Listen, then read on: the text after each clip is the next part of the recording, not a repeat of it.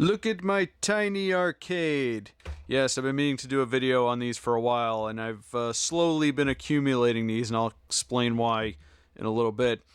First off, we do have to address a little issue. In the last toy review I did, the Mega Man figures, you might have noticed the microphone was making a little noise, and I didn't notice that until, well, I was watching the footage. My old microphone was dying, I think. It is very old, but don't worry. I got a new one, and it's a better one. So hopefully we won't have too many issues with it. Anyway, these are the tiny arcades. You've probably seen these in stores every once in a while. I've slowly been accumulating these. These two right here, the PacMan and Miss PacMan one. If you watched my video where I played the arcade games at Dave & Buster's, I actually got these in the prize center, so I finally got a hold of those. And the last one I needed was a Galaxian. I didn't have this one. I had the Space Invaders one. I had it for a little while, and I gotta say, these are kind of neat. They're kind of fun, and they have been out for a while too. I think these are like at least a year old, and I'm sure many people have done videos on them already.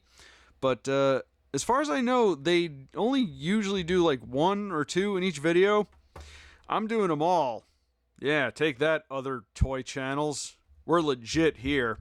Alright, so the ones we have here, we have Galaxian, PacMan, Miss PacMan, and Space Invaders. I don't know if there are too many others. I've only seen one other one, and it was a Tetris machine. And I saw it at a Think Geek store, so I'm thinking maybe it's exclusive to the Think Geek store, because I've never seen it anywhere else, but I didn't bother getting that one. I've already got these, and they're alright, but I don't really feel the need to own them all, so let's go ahead and take a look at these. These are from C something? I don't know. SI. Galaxian Bandai Namco 2017. Oh, so these are more than a year old. Super Impulse is the name of the company. I like the design of that barcode. It's like it's staring at you. It looks like a Space Invader. So yeah, let's go ahead and take a look at these one at a time. And oh, I did not open this one up yet. Okay, that makes sense because I haven't really played around with this one. So let's just go ahead and get that open and move along here. So we'll take a look at the actual machines. These are pretty neat for what they are. You got the classic arcade artwork on there. Lights up. You got a couple of buttons. Oh, it turned on. You're not supposed to turn on yet. Switch you off. They have little keychains on there. I don't know if I would want to hang this off of a keychain or a backpack or something. For one, it's pretty heavy because, you know, it's got batteries and electronics in it. And also, I feel like this will get banged up a lot and probably, you know, stop working at some point if it gets a little too messed up. But, yeah, there's the speaker. You got an on-off switch right there, which I accidentally left on. 3 AA batteries is what you need for these. They usually come with them. The Miss Pac-Man one I got, unfortunately, wasn't working, but the batteries were just dead, so I just replaced them because, you know, these have been around a while and they've still got their batteries in them. If I could, for a second, though, have a little bit of a rant here. This is a peeve of mine. The screw-secured battery flaps. I hate these because every time you have to change batteries, you gotta go find a screwdriver. It'd be nice if it just had like a, you know, a tab or a switch or something. But yeah, I don't like that. I have a lot of electronics that do that. So anyway, let's take a look at the actual games in these. So this is Galaxian, not to be confused with Galaga. Galaga is a bit of a more complicated version of Galaxian. Galaxian is pretty stationary. Galaga's a little bit more complex. Screen resolution is pretty good for what it is. I like that the top lights up too, just like an actual arcade game. We'll play a little bit of this. I don't know how well I can do through the viewfinder, but here we go. Okay, there we go. Alright, start. Push start button. There we go. We're We're shooting the Galaxians, or am I the Galaxian? I don't know. I'm more partial to Galaga. Little slow, as to be expected. I actually really like that they included the scrolling stars in the background. Very, very small to look at, though, especially since I'm not directly in front of it at game over there. Plays okay for what it is. I'm not sure if they recreated the game or if this is a ROM. Don't know. Maybe somebody a little more tech savvy than I am knows about that. Decent resolution for such a tiny screen, though. I mean, you can look at it. Actually kind of looks better through the camera. Now that I think about it, maybe it's because the viewfinder is a much bigger screen. But yeah, that's Galaxian. Plays okay. We'll put that right there, and we'll move along to Ms. PacMan, Mr. PacMan's girlfriend slash wife or something. I don't know what the PacMan lore is. Yeah, this one in the video I said wasn't working and the batteries were probably dead because they were dead, but I got new ones in there now. So let's play a quick game of Miss PacMan through the viewfinder, of course. There is also a good chance that the viewfinder is got a little bit of a delay on it. Let me see here, actually. And down. No, it's playing pretty fine. This one's a little bit slower than the Galaxian machine. Real Pac-Man games and Miss Pac-Man games are definitely a lot faster. Ooh, here come the ghosts. Let's get that power pellet, yes. And eat them all. Haha. Yes, there they go. This one, you can definitely see the pixelization a little bit is a little bit worse than the Galaxian machine. But I guess that's to be expected. When you're dealing with like spheres and rounded objects, it's obviously going to get a little messy, a little crusty. But it gets the job done, I suppose. It plays fine. It's interesting that they all have the same like button interfaces. When, as far as I know, like Miss Pac-Man and Pac-Man, they don't really use the buttons except to like start the game. But I don't know. I guess that's just so they make the devices a little more interchangeable with each other, so like it cuts costs, I suppose. There we go. Good sound on these too. Unfortunately, as far as I can tell, there's no way to adjust the sound, which would be very nice. Whoa! Here come the ghosts. Uh-oh. Uh-oh. Go around. Yes. Get that last one. And there we go. And let's chomp that guy. I think that's all of it. Is that all of it? Where am I? Oh, down, all the way down there. I see it. And yay! I beat Miss Pac-Man forever. Alright, you get the idea with that one. Alright, let's move that one to the side and we'll check out PacMan, the original PacMan. This one has a different casing or packaging rather, than the other ones. I don't know if that really means anything, but who knows? As long as the device works, that's all we care about. All right, so here we go again. Actually, we didn't really look at the cabinet for these. Classic artwork right there. If you've ever seen a Miss Pac-Man machine, this should all look pretty familiar. With this one, interesting, they have this version of Pac-Man, which is, if you watch my video on the Funko Classic Arcade figures, that's the one they use for that. And it's interesting when you see like different versions of Pac-Man on different things. But anyway, let's open this up, or turn it on rather. And there we go. Noticeably different, as you can see, because it's Pac-Man. Ooh, very loud. Waka waka waka waka waka. Let's get that power pellet. There we go. This one seems to play a little bit better, although I'm not entirely sure. I can't really, my thumb is in the way because the screen's so small.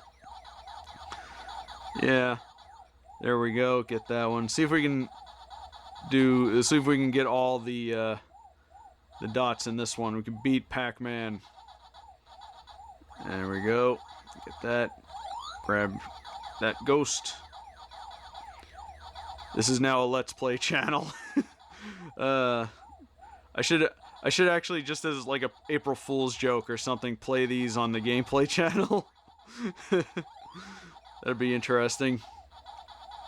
I do have more other arcade machines, little like portable arcade machines, because there apparently there was like some kind of craze for these, and there's a whole bunch of different ones that were available. Oh, there we go.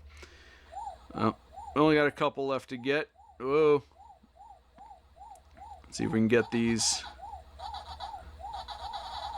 And is that all of them? Nope, I left one. Uh-oh. Get it, get it, get it, get it, get it, get it. Yes! PacMan has been beat. Alright, well, that's PacMan. Works nice. So we'll just turn that off. And we'll move on to Space Invaders. This was the first one I got. Because, for some reason, this one was on discount. Yes. You can get these at Walmart for $12.88, roughly $13, which, in my opinion, is a little bit expensive for what these are. Maybe 10, I think 10 would have been a little bit more fair. For some reason, this particular one was on discount for $5, and I don't know why, because, well, it works perfectly fine. I was actually playing it for quite a while after I got it. I had this one on my desk, and just, whenever I'm sitting waiting for a video to render something, I would just pick it up and play it. I've always loved the artwork for Space Invaders. I don't know what the heck this is supposed to be, but it's really cool, because that is definitely not a thing from the Space Invaders game. Really cool artwork. I love the colors. Love the like the darker blues for Space Invaders. Alright, well, here's Space Invaders. I think everybody should know what Space Invaders is like. So there we go. Shoot. And yeah, you guys gotta kill all the guys. And watch out for the...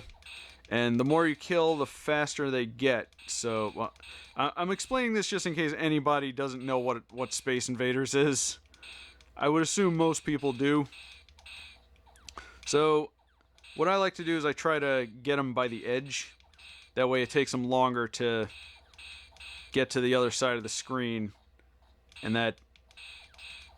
It's the most efficient way I've seen to play this, too. And occasionally... there he is. Wow, that is really loud. Gotcha. Yeah, that ship gives you extra points.